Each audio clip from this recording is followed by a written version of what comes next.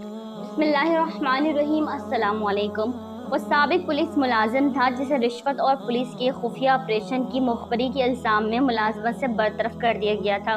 اس وقت فیصل آباد کی ٹیکسٹائل مل میں اچھی پوسٹ پر فائز تھا اور فیملی بھی اپنے ساتھ فیصل آباد لے گیا تھا، کیونکہ اس کے ادارے نے اسے قابل نہیں چھوڑا کہ اپنے عزیز و اقارب کے سامنے سر اٹھا کر جی سکے۔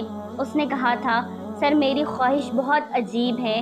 میں نے پوچھا، کیا عجیب خواہش ہے تمہاری؟ اس نے بتایا کہ میرا نام حماد احمد ہے اور میں چاہتا ہوں روز محشر اللہ کے روبرو جب میں پیش ہوں تو سرکار دو عالم صلی اللہ علیہ وسلم کے سامنے اللہ تعالیٰ مجھ سے سوال کرے، بتاؤ تم نے میرے مخلوق اور میرے پیارے نبی کی امت کے لیے کیا کیا؟ تو بتاؤں کہ میرا سینئر آفیسر اپنے اعلیٰ افسران کی خوشنودی کے لیے ایک تقریباً بیگانہ نوجوان کو پکڑ لایا تھا اور میرے حوالے کرتے ہوئے حکم دیا تھا کہ صبح جب میں آؤں تو یہ شخص نہ بیٹھنے کے قابل ہو، نہ پیروں پر کھڑا ہونے کے قابل ہو، نہ ہی پیٹھ کے بل لیٹ سکے۔ اسے میرے سامنے اس حالت میں پیش کیا جائے کہ گھٹنوں کے بل کھڑا ہو۔ میں نے نئی پولیس فورس جوائن کی تھی، لہٰذا میرے دل میں خوف خدا باقی تھا۔ میں نے نوجوان سے تنہائی میں اس کا جرم پوچھا تو اس نے بتایا، ایک پولیس آفیسر کا ماموزاد بھائی میری بہن کے ساتھ دست درازی کر رہا تھا تو میں نے اسے بازور بازو روکا۔ اپنی بہن کی عزت کی حفاظت کر کے ابھی گھر پہنچا ہی تھا، قانون کے رکھوالے اس پولیس آفیسر کے ماموزاد کے ہمراہ میرے دروازے پر پہنچ گئے۔ مجھے پکڑ کر گاڑی میں بٹھایا اور جس لڑکے کو میں نے اپنی بہن کے ساتھ بدتمیزی کرنے سے منع کیا تھا، اسی لڑکے نے مجھے طاقت جتاتے ہوئے کہا، اب تیری بہن ہی تجھے چھڑا کر لائے گی۔ مگر مجھے خوش کرنے کے بعد، اتنی بات کرنے کے بعد لڑکا رونے لگا تو میں نے اسے دلاسا دیا، موٹر سائیکل پر بٹھایا، اس کے گھر پہنچایا جہاں اس کی بوڑھی ماں، جوان بہن اس کے منتظر تھے، اور کہا کہ تم راتوں رات ان کو لے کسی دوپہر کے عزیز کے پاس چلے جاؤ جہاں کسی کو تمہارا علم نہ ہو۔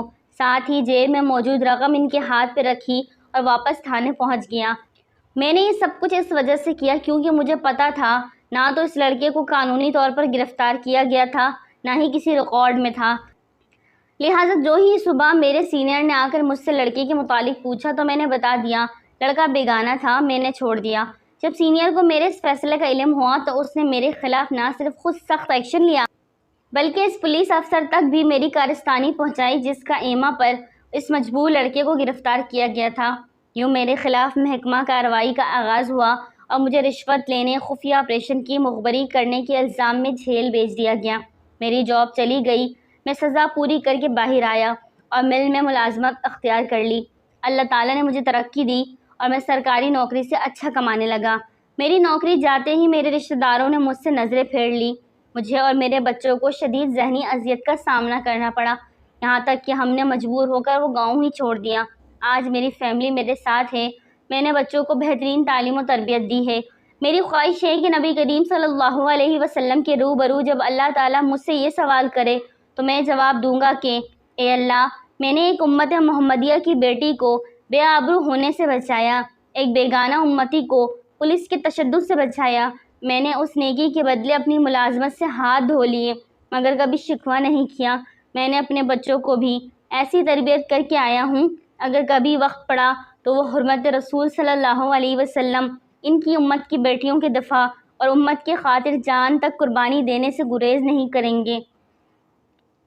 حماد احمد صاحب کی بات ختم ہوئی تو بے اختیار میرا دل چاہا کہ اس شخص کے قدم چوم لوں۔ مجھے یقین ہے بروز محشر جب یہ اپنی قربانی کا ذکر کرے گا تو اسے سایہ عرش شفاعت رسول اللہ صلی اللہ علیہ وسلم ضرور نصیب ہوگی۔